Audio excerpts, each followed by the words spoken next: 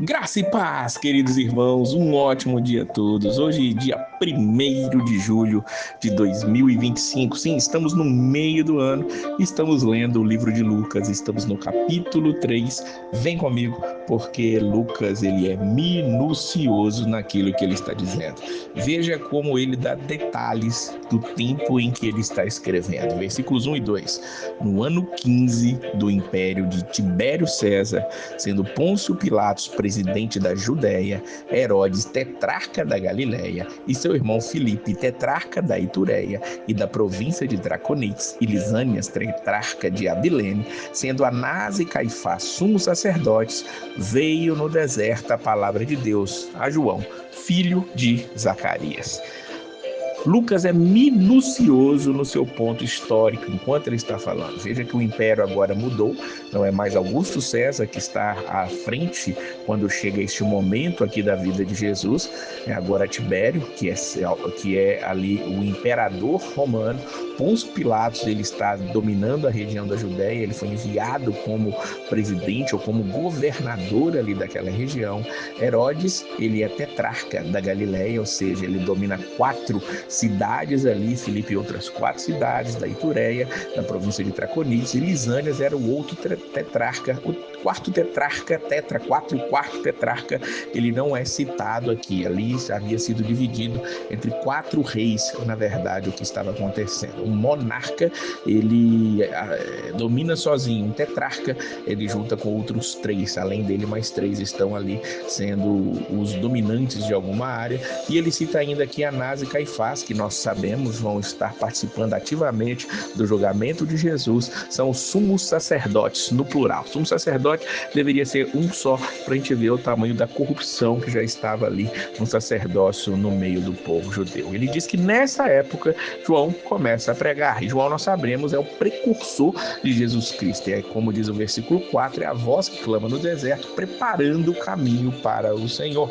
E o que ele prega? O versículo 3 diz para nós que ele vem pregando o batismo de arrependimento para o perdão de pecados. E ele pregava, versículo 8, produzam frutos dignos de arrependimento e não comeceis a dizer em vós mesmos, temos por pai Abraão, porque eu vos digo que até destas pedras Deus pode suscitar filhos a Abraão. Ele estava abrindo o povo, os olhos do povo judeu. O povo judeu se sentia ali como intocáveis no sentido da salvação, porque eram descendentes sanguíneos de Abraão, eram historicamente os filhos de Abraão, mas João coloca eles no devido lugar, dizendo que até das pedras Deus pode suscitar filhos de Abraão. Vocês precisam de arrependimento. E as multidões que chegavam até ele ali, elas chegavam perguntando, o que nós temos que fazer? A multidão pergunta no versículo 10, no versículo 11 ele vai dizer, quem tiver 2 túnicas, reparte com quem não tem, e quem tiver alimentos, faça da mesma maneira. Os publicanos, que eram os cobradores de impostos, perguntavam, o que a gente tem que fazer para ser batizado? No versículo 12, no versículo 13, ele responde, não pensais mais do que vos está ordenado. Soldados também estavam ali interessados em saber o que eles tinham que fazer.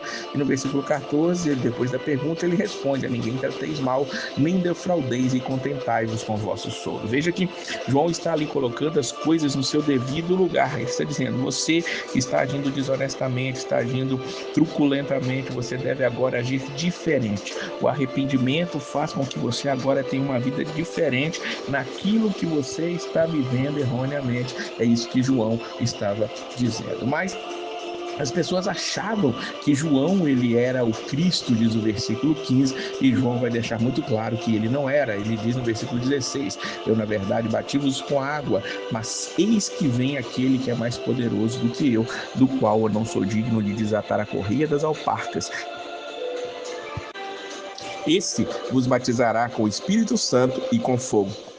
O Espírito Santo é como se ele juntasse ali no celeiro, diz o versículo 17, mas queimará a palha com fogo que nunca se apaga. Ele está dizendo, vem aquele depois dele, ele vos batizará com o Espírito Santo, ele vos chamará, vos ajuntará, mas esse mesmo também trará o juízo, e ele vai queimar a palha com fogo que nunca se apaga, seria o batismo de fogo, o que ele está dizendo aqui para nós. Eu sei que alguns têm um entendimento diferente disso, mas qualquer coisa você pode colocar aí nos comentários, que a gente pode falar um pouco mais sobre isso.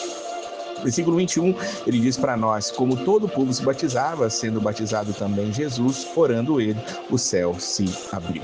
Veja que coisa maravilhosa, Jesus foi para ser batizado, ele foi ali para se identificar conosco, ele não precisava de um batismo, o batismo era para aqueles que estavam se arrependendo, o batismo era necessário para aqueles que tinham cometido erros, mas Jesus, ele foi para se identificar conosco e ali ele foi batizado por João Batista. Diz a palavra de Deus no versículo 22 que o Espírito desceu sobre ele em forma corpórea como pomba e ouviu-se uma voz do céu que dizia: tu és o meu filho amado, em ti me comprazo. Aqui nós temos a presença nítida da Trindade Santa, Pai, Filho e Espírito Santo estão todos juntos. Lucas, ele agora vai resumir aqui a genealogia de Jesus, os versículos 23 até o versículo de número 38. E é interessante, ele dá um dado diferente, um dado inédito em relação aos outros evangelhos, dizendo que Jesus tinha quase 30 anos quando ele começa ali o seu ministério.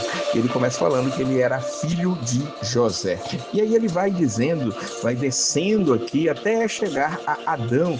Veja que aqui nessa genealogia são citados no versículo 38 Adão e Sete, no versículo 36, Sem e Noé são citados, no versículo 34 são citados ali os primeiros patriarcas, podemos dizer assim, Abraão, Isaac, Jacó e Judá, estão nos versículos 34, no versículo 32 é citado Davi, e como eu já disse, ele vem até chegar em José, para chegar até Jesus, o Filho de Deus, deixando muito claro, sim, Jesus era descendente de Davi, sim, Jesus era descendente de Abraão, mas ele é superior a todos esses no final das contas. E Jesus, ele vai começar propriamente o seu ministério se adequando perfeitamente a nós. Aquele que batiza com o Espírito Santo, aquele que nos purifica, nos regenera, ele começa a fazer a sua obra acontecer. E é isso que nós vamos ver daqui para frente.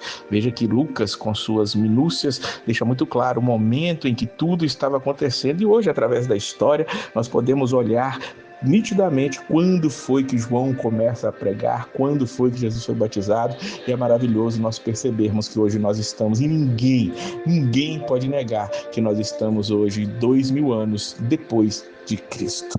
Depois de Cristo, antes de Cristo, depois de Cristo, mesmo o pior dos ateus ou o mais militante dos ateus, ele tem que dizer: eu vivo hoje em 2025 depois de Cristo. Cristo, ele é real, Cristo, ele é nítido, ele é para mim e para você, e ele é para todos, mas aqueles que confiam nele, pode ter certeza, vão dar continuidade àquilo que ele fez e viver com ele na glória. Que assim seja na vida de cada um dos que me ouvem neste dia, em nome de Jesus. Sim, no nome dele que nós oramos e clamamos. E a paz do Senhor.